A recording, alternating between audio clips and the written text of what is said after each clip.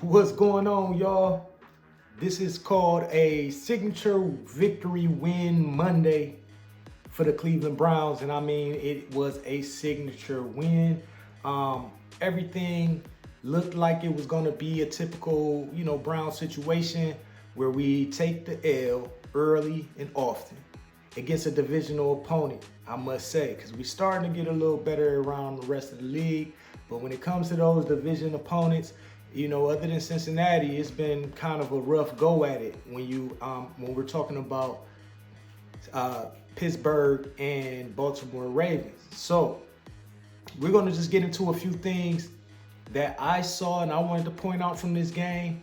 I know it's a lot to unpack here and it's a lot to cover, so I can't get to it all because it's just me, but I will say this. I believe that this is probably one of the biggest regular season victories the Browns have won since '99 when they came back. And they have some big wins, but none of them really meant as much as this one does, winning against a division opponent on the road, when the division and things like that is up for grabs.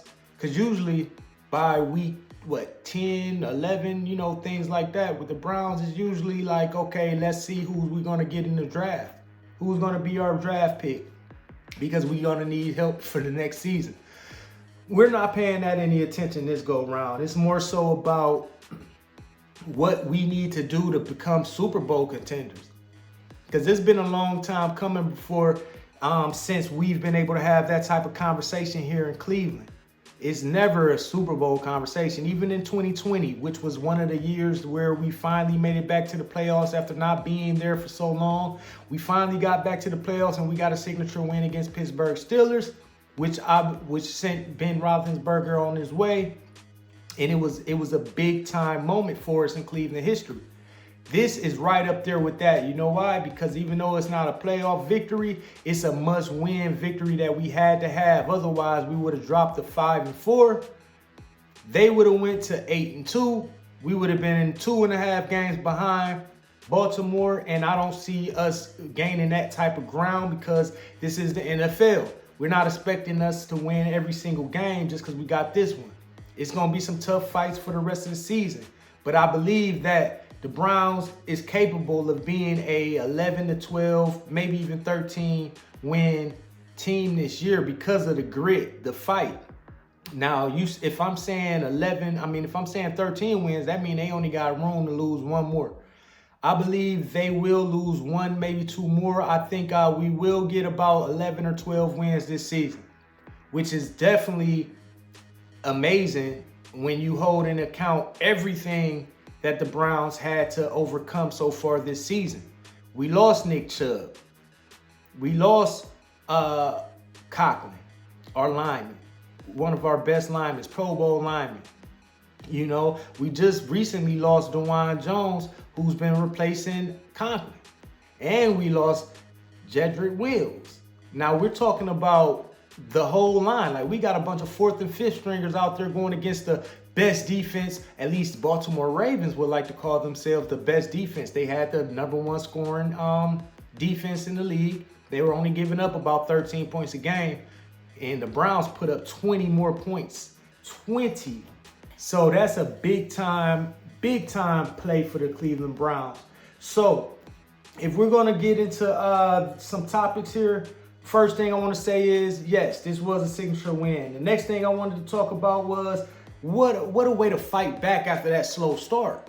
I mean, right off the bat, similar to what happened in Pittsburgh, where Deshaun Watson throws a pick. It's, dropped by Bryant and basically picked off I think it was Fitzgerald. Somebody took that interception right to the house from Pittsburgh.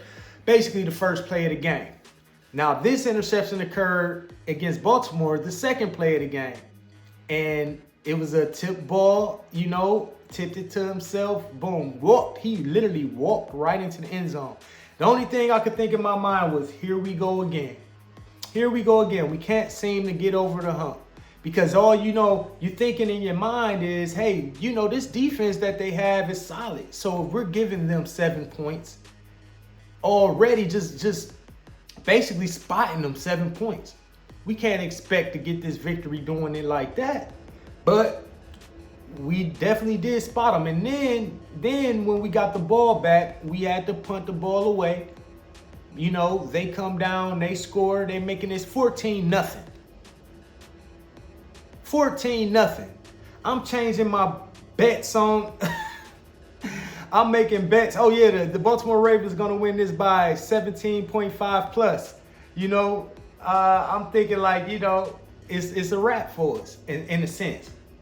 Now, did I give up completely? No. In the back of my mind, I was thinking to myself, this Browns team is different. They don't have the same look of the same old Browns from the past. I figured that they could fight back. They're Brazilian. I figured they could fight back, and possibly get the victory, but I knew it was going to be tough.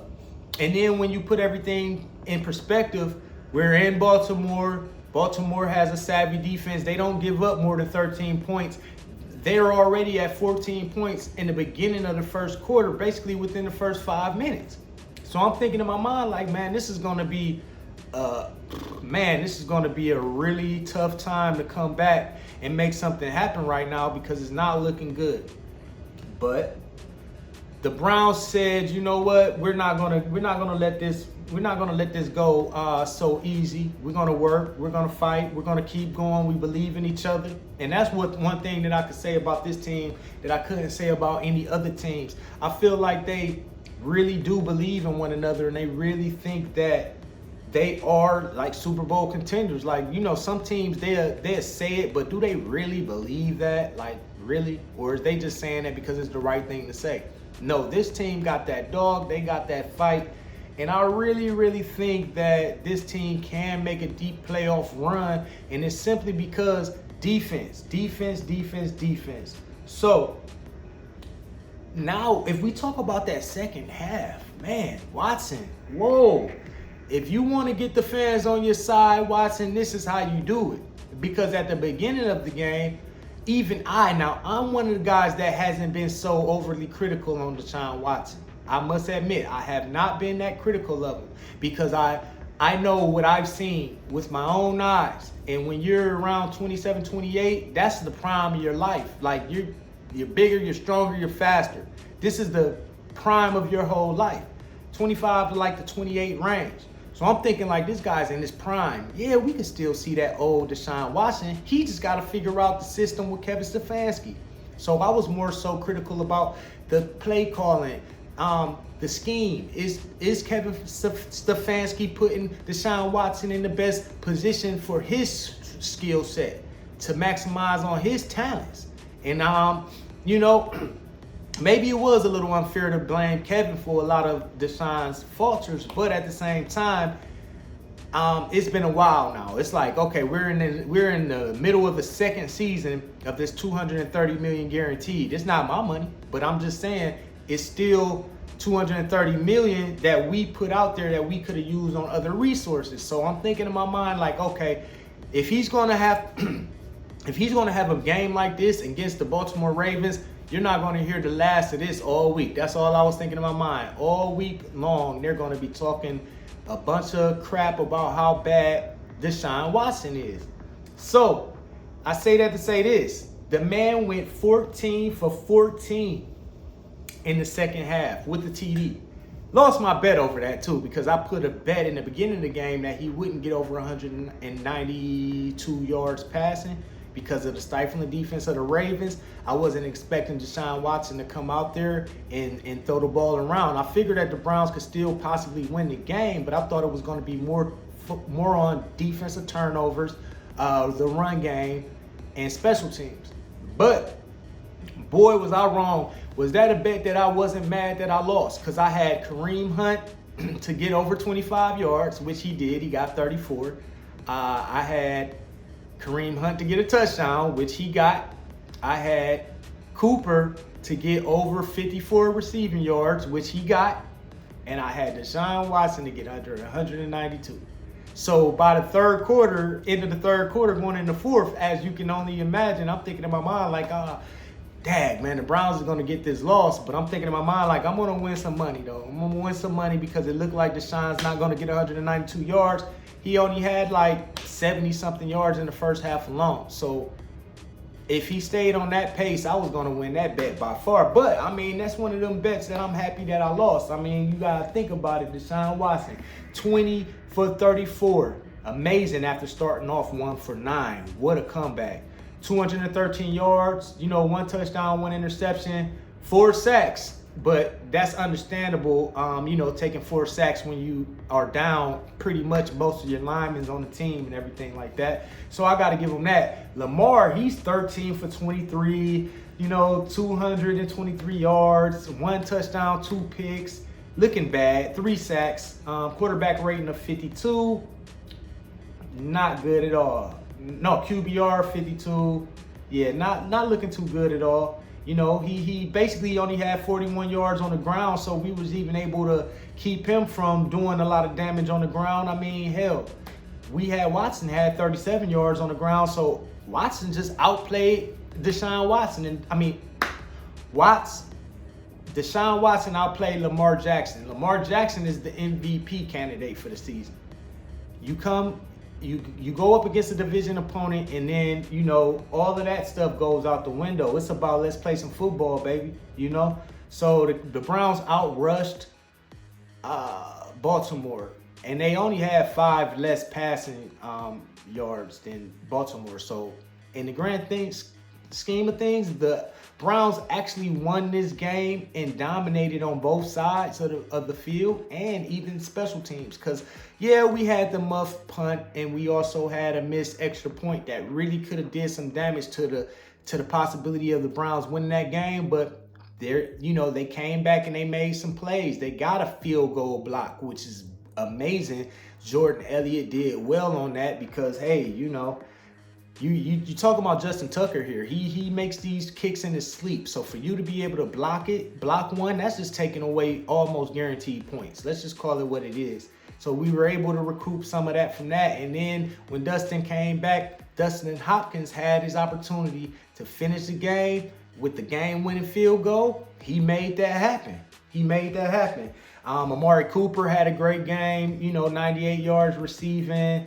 I like Teller. Teller made a crucial play, falling on that fumble, giving us a chance still to win. Like, that's team ball. We got the tush push going with the run game, getting extra yards. And Njoku, he's fighting for 10, 15 extra yards on his receptions.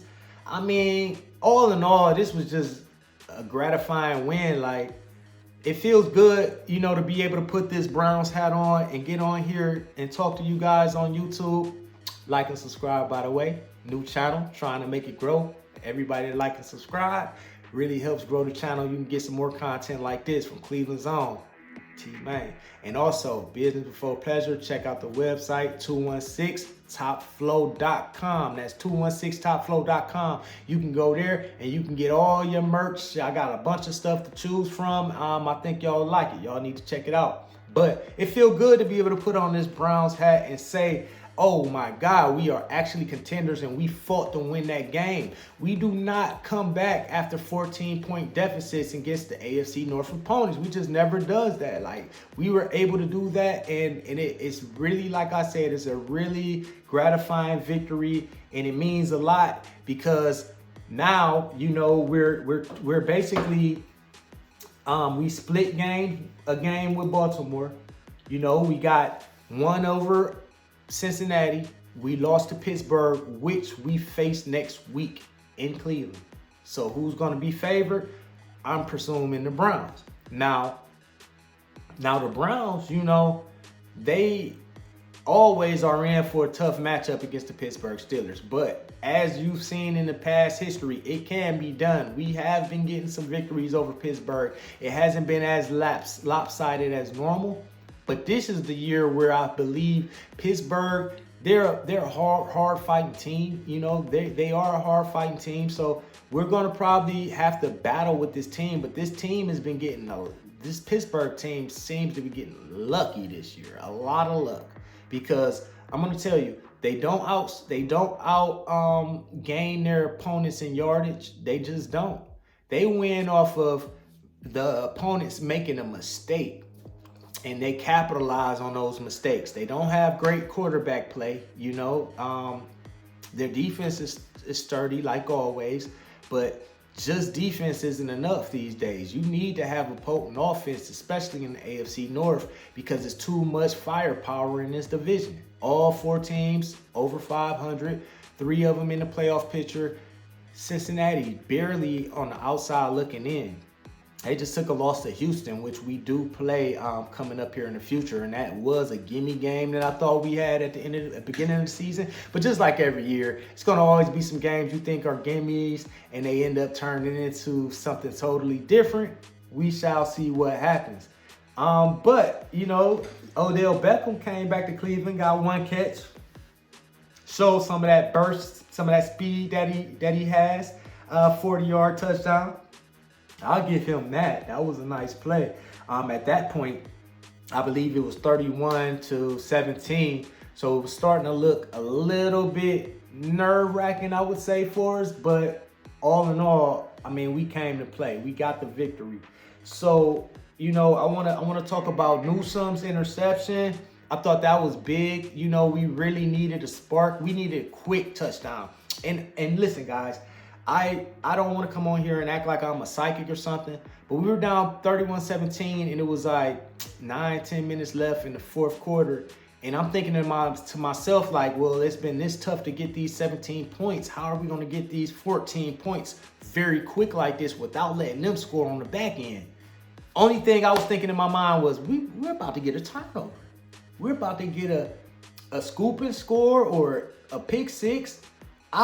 I really felt that we were going to get a turnover. And I think it was because I started noticing that Lamar Jackson was starting to look a little rattled. He took a few sacks, you know, took a few big hits in the game, and he started noticing this team is for real. This isn't going to just be easy walk in the park like he's been seeing.